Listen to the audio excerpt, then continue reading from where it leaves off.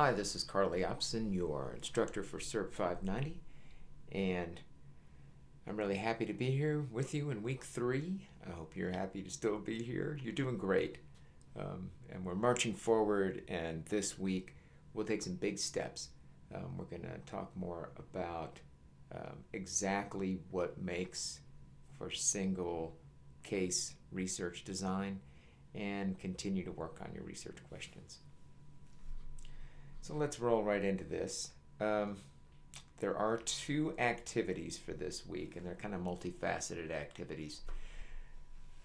In the first one, we are going to take a closer look at what is in single case design research, and we're gonna read some in your textbook. We are going to read an article from an icon in the field who is a mentor of mine, Rob Horner. We are going to also then read a single case study, a real one, and I'm going to ask you to pick it apart and analyze it using a rubric. And this activity is the one you can use at the end of the semester as your culminating activity. Like this thing I'm teaching you to do in week 3, you'll learn a lot more about single case design. And then at the end of the course, if you want to do 4 more article reviews like this one, adding all this great knowledge you've developed during the semester to help you do that review using the rubric, you'll do 4 of those, turn them in, and you can substitute that for doing a research proposal. I think for a lot of you, that's going to be a great choice, frankly, because one of the most important things that you can learn as RBTs or as BCBAs and people who are working in clinical areas is how to be great consumers of the research. And doing those 4 reviews would make you a great consumer of the research, right? But let's roll on. The other activity we're going to do is we're going to work on your research questions by having you delve into your area of interest by reading 2 articles, finding 2 articles, reading them, and just posting a note about how you think they influence your research question, how they influence your thinking about what you might use as a research question in this course. I'll show you how to do that in a separate video, but I'll show you what the activity entails in this weekly overview. But I'm going to create another short video that shows you how to go about searching for those articles. So let's jump into the first activity, a little more detail about it. We're going to start reading in our textbook. I'm going to ask you to read in chapter 1, pages 1 through 19. It's really largely about where single case research fits within other research designs, right? So one thing that's really important for you to understand, I think, is that single case design research is not based on deductive reasoning, it's inductive reasoning, right? It's like the Sherlock Holmes reasoning. Sherlock Holmes didn't make his decisions, didn't come to his conclusions by doing large-scale studies. He looked at a single case. He looked at a body that he came upon. He looked at their fingertips. He made observations. He smelled. He observed lots of things, put them all together, and from that came up with a hypothesis.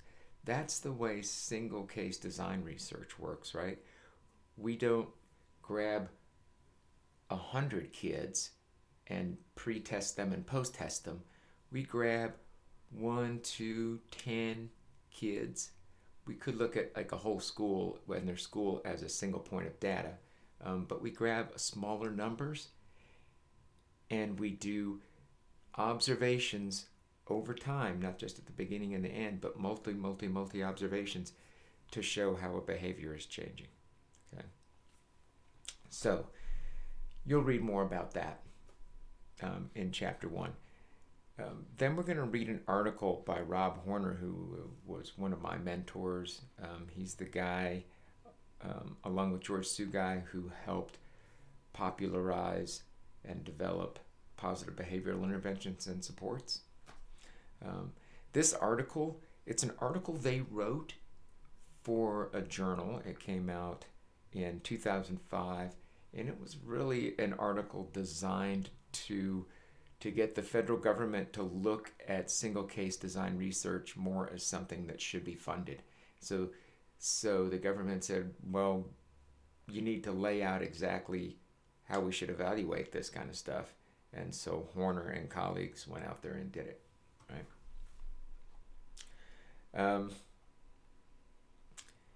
Then there's a little something here about replication in single case designs. Replication is important, right? So the way science works is somebody does a study, especially in single case design, and then another person says, I'm going to try that exact same thing and see if I get the same results. And if you do, then you say, well, that is more proof that this thing is real. This hypothesis that came from this single study is looking more true because I got the same results and somebody else does it again and somebody else and somebody else. Or the same researcher does it over and over. That's the way my research has gone, right? About 24 studies focused in the same area. So if during this course you read a piece of research, or you go out in this next activity we're going to do and you identify a single case design study and you say, oh man, what I want to do has already been done, do it again, right? Copy their study. And you may be saying, well, wait, well then my proposal for this class would be a copy? Yes, it would, right? You're going to find out that's not as easy as just copying what they did. You'll have to apply it to what exactly you want to do and the twists and turns that happen when you want to implement it, okay? You'll still understand things really well, and you'll be developing a replication study, which is like scientifically really, really important, all right? It's almost more important sometimes than breakthroughs. So replication, really important. If you want to do it, it's okay with me. So you'll read the Horner article. So you read the text, you read the Horner article, you download a study. I show you here the parts of the study that are really important to read so that you can score the rubric properly. And then I show you a video. It's a video recorded a few years ago, but it hasn't changed. Everything that's in it is still valid, right? Then you download the rubric. Here's the link to the rubric. And then you fill out the rubric to the best of your ability, right? And what I want you to do for this activity is not necessarily to turn in the rubric, but what I want you to do is create a post that says, gosh, after I did this, read the text and the article by Horner and did the rubric about single case design, here's what I'm thinking now about single case design. Here's what I've learned about what seems to be important. Here's what looks really hard to me to figure out. Maybe you make a post about that in your group. And you may want to upload your rubric to your group, right? And I'll come through and read your post. So I want your self-reflections on how this activity went for you, okay? I'm more interested in that than your get things exactly right in the rubric, because it's going to take a little while. There are things you're going to learn more about in this semester that will help you complete that rubric and know that what you're talking about is right, okay? So, next activity is going to be reviewing 2 articles for your area of interest. And guys, I gotta say, I was concerned initially at the beginning of the semester about trying to help 30 plus people set up research questions. For you guys, it's like no problem. Like in past semesters, it was more difficult because I was not working with a bunch of BCAs. I was not working with a bunch of people who already we're well trained in applied behavior analysis and we're out in the field doing work. I was working with people from various fields who really didn't even understand applied behavior analysis. You guys already have it. What you do every day with clients can be turned into a research question, and I think you're figuring that out. The harder thing for you guys, and what you're going to figure out during the semester, is what you do every day is kind of like a research, could be turned into a research question,